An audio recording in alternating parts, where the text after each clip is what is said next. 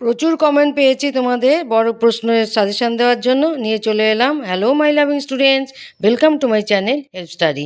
আমি শঙ্করী ম্যাডাম তোমাদের জন্য 2026-এর মাধ্যমিক জীবন বিজ্ঞানের লাস্ট মিনিট সাজেশন নিয়ে চলে এসেছি। চটপট তোমরা দেখে নাও। ওকে,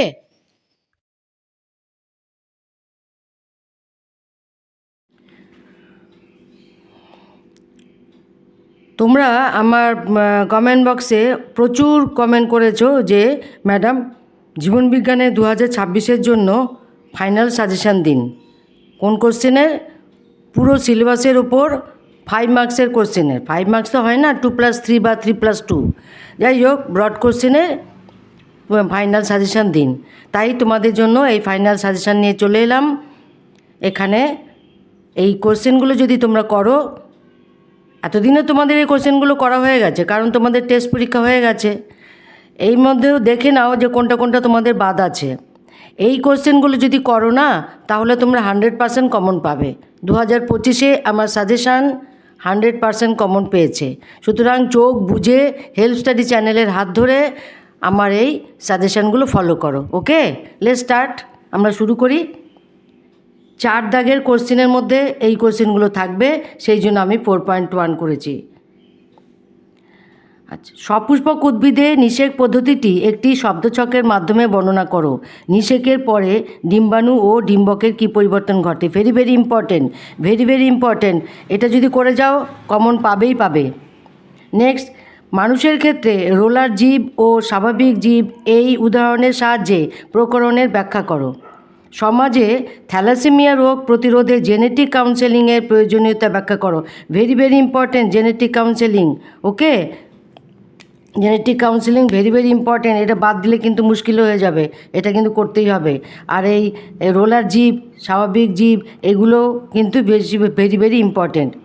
নেক্সট, বিশুদ্ধ কালো ও কর্কশ লোমযুক্ত গিনিপিগের সাথে বিশুদ্ধ সাদা মসৃণ লোমযুক্ত গিনিপিগের সংকরায়ন ঘটলে দ্বিতীয় অপত্য বংশে সৃষ্ট অপত্যগুলির ফিনোটাইপ অনুপাত চেকার বোর্ডে সাজিয়ে রাখো। Very very very very important. বাদ দিলে কোশ্চেন পেপারে এটা যখন আসবে দেখে মাথা ঘুরে যাবে, তার মানে এটা আসবেই আসবে। এই পরীক্ষা থেকে প্রাপ্ত মেন্ডেলের বংশগতি সংক্রান্ত সূত্রটি লেখো। লিখতে হবে, এটা কিন্তু তৈরি করতে। তাহলে দেখো বাঘা বাঘা কোশ্চেন আমি দিয়ে দিলাম।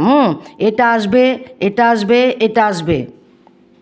আচ্ছা, এগুলো সবই আমার অভিজ্ঞতার ভিত্তি করে বলছি। ওকে, ল্যামার্কের মতে অঙ্গের ব্যবহার ও অব্যবহার কিভাবে নতুন প্রজাতির উৎপত্তিতে ভূমিকা নেয় তা আলোচনা করো। স্কাউটদের মৌ নৃত্যের প্রকৃতির উপর নির্ভর করে কিভাবে ফরেজাররা খাদ্য উৎস চিহ্নিত করে তা আলোচনা করো। খাদ্য উৎস মানে কোথায় খাদ্য আছে সেইভাবে ওরা টের পেয়ে যায়।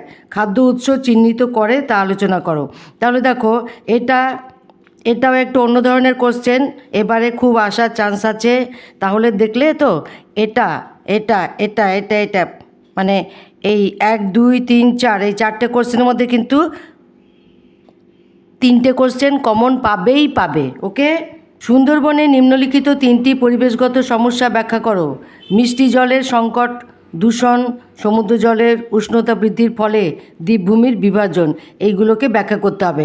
আসবে পরিবেশের চ্যাপ্টার থেকে। পরিবেশের চ্যাপ্টার তোমাদের জন্য খুব ইম্পর্টেন্ট এবং পরিবেশের চ্যাপ্টার থেকে এটা আসবেই।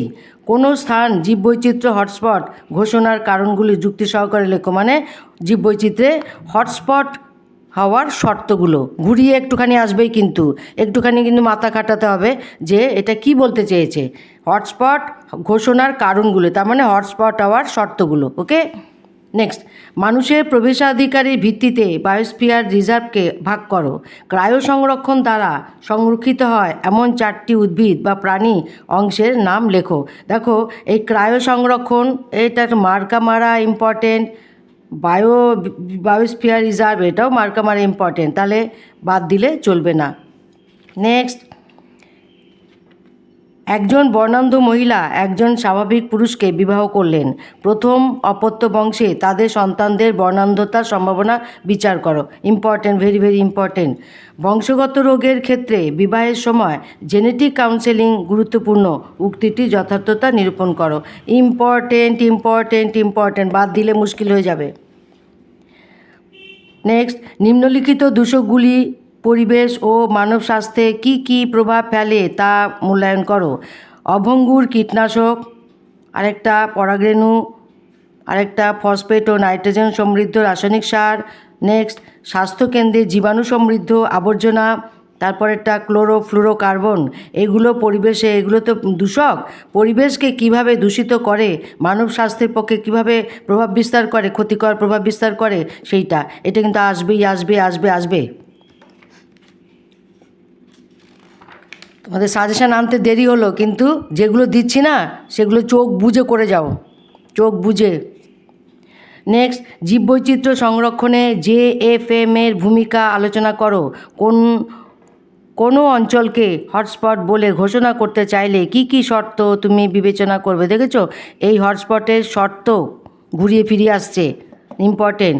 পূর্ব হিমালয়ের পাদদেশের জলাময় ঘাসভূমিতেই শুধু পাওয়া যায় এরকম একটি বিলুপ্তপ্রায় স্তন্যপায়ীর সংখ্যা বৃদ্ধি করার জন্য, এই রটা ইগনোর করবে, সংখ্যা বৃদ্ধি করার জন্য কি কি সংরক্ষণ প্রচেষ্টা গ্রহণ করা হয়েছে তা সংক্ষিপ্ত আলোচনা করো।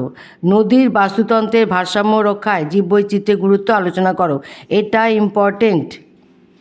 নেক্সট, থ্যালাসেমিয়া আক্রান্ত একটি শিশুর কি কি উপসর্গ প্রকাশ পায়, হিমোফিলিয়ার বংশগত সংকরণ কিভাবে ঘটে তা একটি উদাহরণের সাহায্যে ব্যাখ্যা করো। দেখো, এই থ্যালাসেমিয়া, হিমোফিলিয়া, হ্যাঁ, এইগুলো বর্ণান্ধতা, এইগুলো খুব ভালো করে করবে, খুব ভালো করে করবে।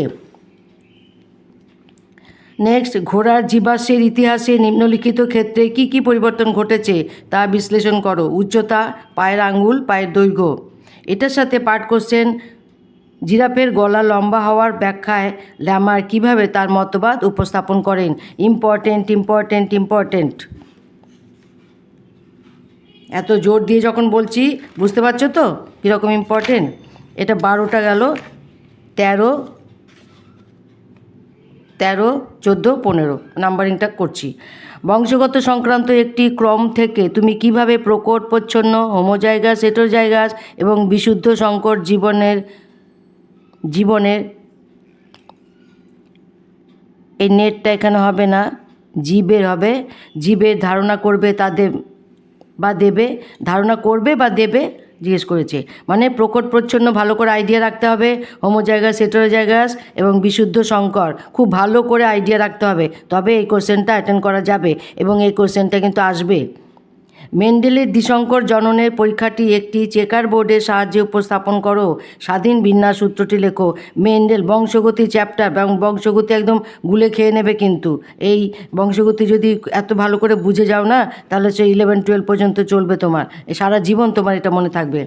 নেক্সট, একটি পুকুরে এইটা ভীষণ ভীষণ ইম্পর্টেন্ট, ইউট্রোফিকেশান।